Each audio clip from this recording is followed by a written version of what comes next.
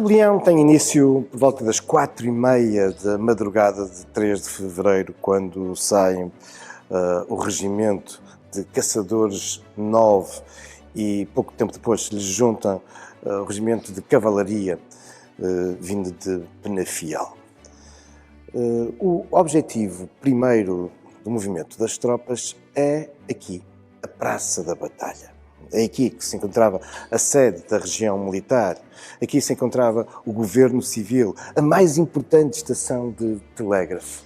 E por isso, durante essas horas e durante os 4 dias seguintes, a batalha vai ser o epicentro deste movimento político e militar.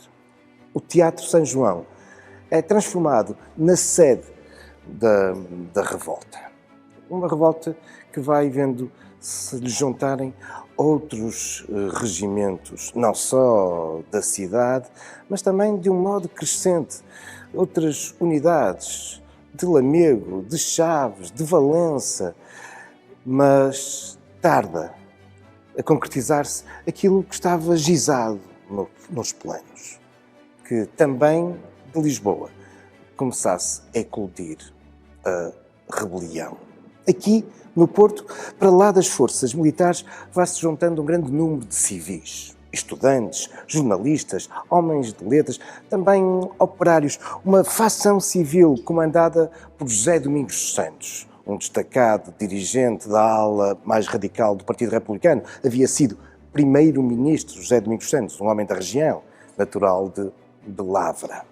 Nunca tantos se levantaram em armas para defender a República, nem sequer a 5 de outubro de 1910, mas também nunca tantos lutaram contra a República.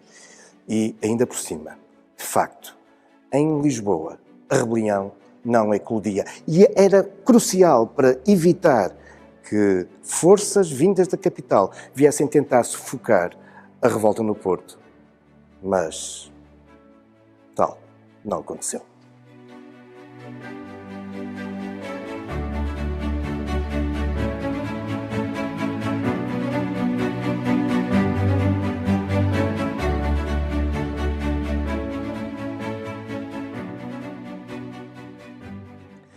Calcula-se que no Porto, a revolta do 3 de fevereiro de 1927 envolveu, do lado das forças democráticas constitucionais, entre militares e civis, cerca de 2.500 homens.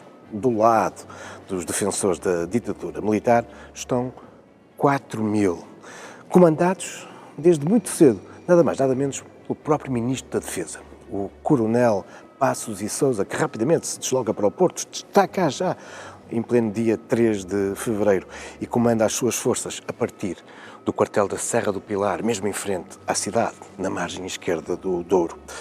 Forças defensoras da ditadura que se viam reforçadas também muito rapidamente por homens vindos de Braga e também da Covilhã. E porque, falhando o plano inicial, a revolta não emerge também em Lisboa, a partir da capital envia também um grande número de homens, 1.200, que acabaram por desembarcar em Leixões e rapidamente vêm para o Porto. Os ataques maciços a partir da Serra do Pilar, nomeadamente de bombardeamentos, fazem com que, em torno do ponto nevrálgico dos que defendem a República na batalha, fazem com que toda essa zona se vê defendida por uma série de trincheiras, baterias, mas há também outros lugares estratégicos da cidade que os revoltosos vão procurar defender.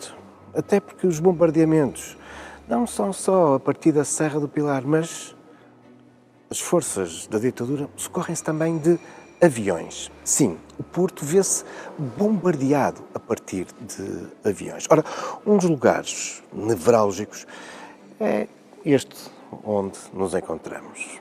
Aqui, a zona de São Bento, estamos dentro da igreja de Santo António, dita dos congregados. E aqui mesmo, junto à fachada da igreja, existia uma importante bateria, trincheiras, que procuravam defender uma eventual avançada de tropas vindas da Serra do Pilar, através dos tabuleiros da Ponte Luís I. Ora, Esta igreja acabará por ser palco de um curioso acontecimento já no final da revolta, no dia 6 de fevereiro, quando um obus lançado a partir da Serra do Pilar, mal calculado, acaba por cair não nas trincheiras, não nas baterias dos revoltosos, mas continua o seu voo e parecia vir despedaçar-se contra a fachada desta igreja. Mas, caprichosamente, partiu um dos vitrais daquelas janelas da fachada, cruza todo o interior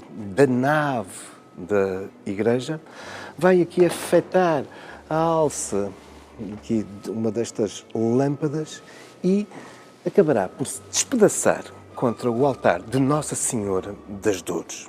Ainda hoje podemos observar, junto à imagem de São Pedro, o buraco aberto na talha dourada do altar feito por esse obus, que quase que miraculosamente acabou por não explodir.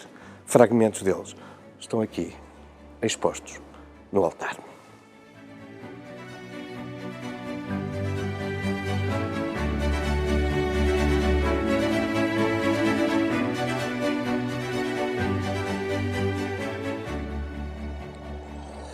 Apesar de, desde o dia 13 até o dia 7 de fevereiro, irem chegando aqui ao Porto, nomeadamente ao local nevrálgico, aqui na Batalha e ao Teatro de São João, a notícia da adesão à rebelião de outros regimentos, um pouco de todo lado, do Minho ao Algarve, a verdade é que o facto de Lisboa, das tropas em Lisboa, não avançarem também, não aderirem à revolta, vai fazendo com que a situação dos revoltosos no Porto se vá tornando cada vez mais desesperante. Por outro lado, essas diferentes revoltas pelo país vão sendo facilmente sufocadas pelas tropas fiéis à ditadura. Só a 7 de fevereiro é que finalmente se vai registar uma revolta em Lisboa. Tarde demais.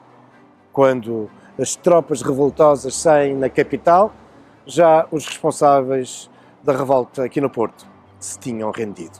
Aliás, Sarmento Pimentel acabará por designar esta revolta de Lisboa como a revolta do remorso. E, de facto, também essa acabará por ser sufocada em 2 dias. Para trás ficarão cerca de 200 mortos. No Porto serão mais de 80, perto também de 1000 feridos. E milhares ver-se-ão durante os dias, as semanas seguintes, retirados dos seus lugares na função pública. Muitos, mais de 1000 dos implicados na revolta, serão deportados para as colónias, nomeadamente em África, onde irão permanecer durante muitos anos. O general Sousa Dias, que tinha encabeçado a revolta do 3 de fevereiro, acabará mesmo por morrer em África.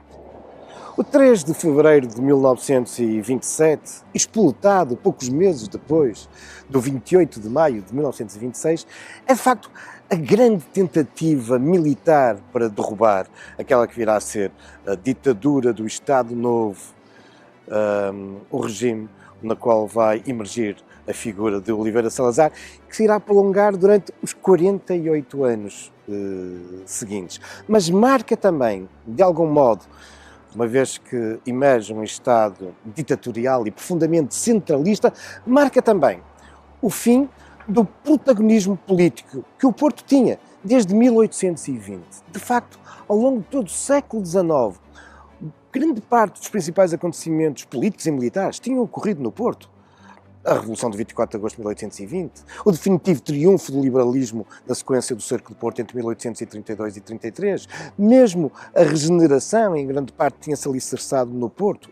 Tinha sido o Porto que tinha feito, em parte, emergir o movimento republicano. O Porto tinha eleito o primeiro deputado republicano às Cortes. É o Porto que, a 31 de janeiro de 1891, tinha também tentado pela primeira vez implantar um regime republicano no nosso país. Este protagonismo do Porto, que de algum modo marca um século, tinha terminado com o 3 de fevereiro de 1927, De facto, o longo período da ditadura ir-se-á agora impor durante meio século, até uma outra madrugada, a de 25 de abril de 1974. Mas isso são já outros factos, também algumas lendas, futuros caminhos da história.